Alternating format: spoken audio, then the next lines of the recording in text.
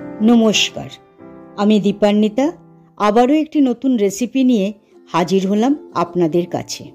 আজকের রেসিপি হলো carat cake. প্রথমে একটি মিক্সিং জার নিয়ে তাতে হাফ কাপ আখের গুড় ঢালা হলো।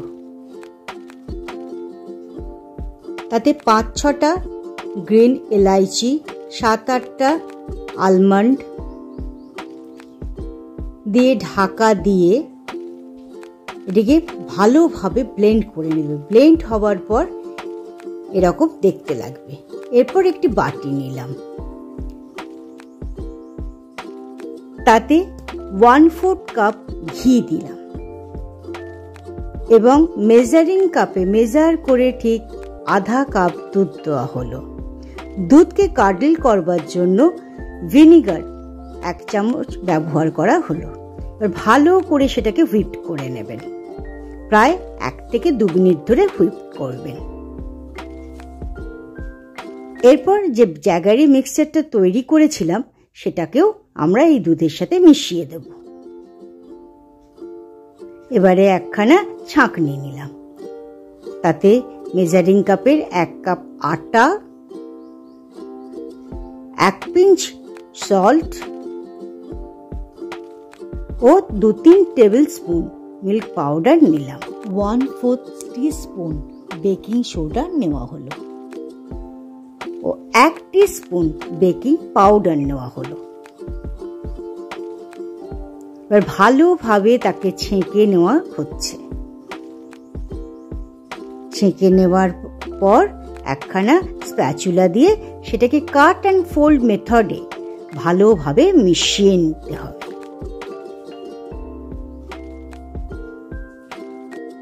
মেশানো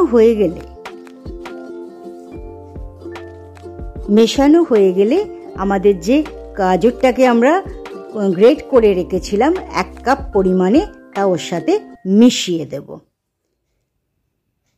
মেশানোর সময় যদি মিশ্রণটি বড্ড গাঢ় হয়ে যায় তাহলে সেখানে আবার 2-3 টেবিল স্পুন অর্থাৎ প্রায় 5 থেকে 6 চামচ আপনি দুধ মেশাতে পারেন।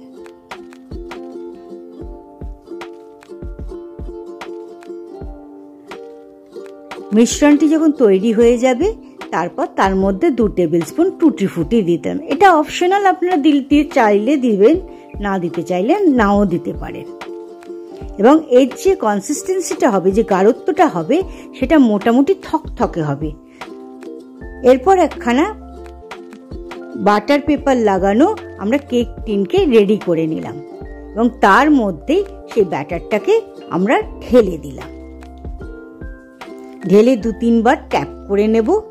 ট্যাপ হয়ে গেলে তার ওপরে 2 টেবিল স্পুন চপ কাজু নাটস দিয়েছিলাম এবং 2 টেবিল স্পুন টুটি ফুটি ছড়িয়ে দিলাম। বাচ্চাদের যা খুবই ভালো লাগে।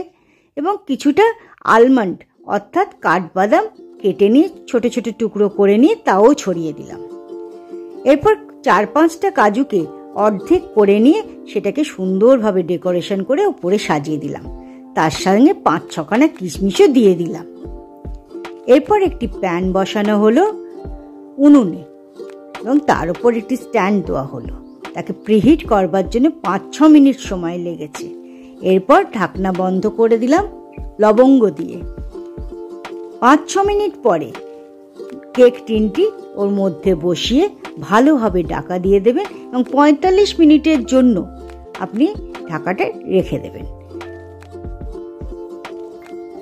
2-3 ঘন্টা পর এটি যখন ঠান্ডা হয়ে যাবে তখন ভালোভাবে খুলে নিয়ে কড়াই থেকে বার করে নেবেন। এরপর এটিকে ছাড়াবার জন্য একটি ছুরি বা চামচের পেছন দিকটা দিয়ে এর চারিধার ছাড়িয়ে নেবেন। তারপর প্লেটের ওপর উপর করে হালকা হাতের থাপড় দিলেই এটি খুলে যাবে এবং ওপর থেকে যে বাটার পেপারটা দিয়েছিলেন সেটিকেও খুলে দেবেন। দেখতে পাচ্ছেন কেকটি কত সুন্দরভাবে তৈরি হয়ে গেছে এবং যথেষ্ট সফটও হয়েছে। এরপর সেটিকে ছোট ছোট পিস করে কেটে নেবেন এবং একটা বক্সের মধ্যে তুলে রাখবেন। 7-8 দিন খুব ভালোভাবে স্টোর করা যায়।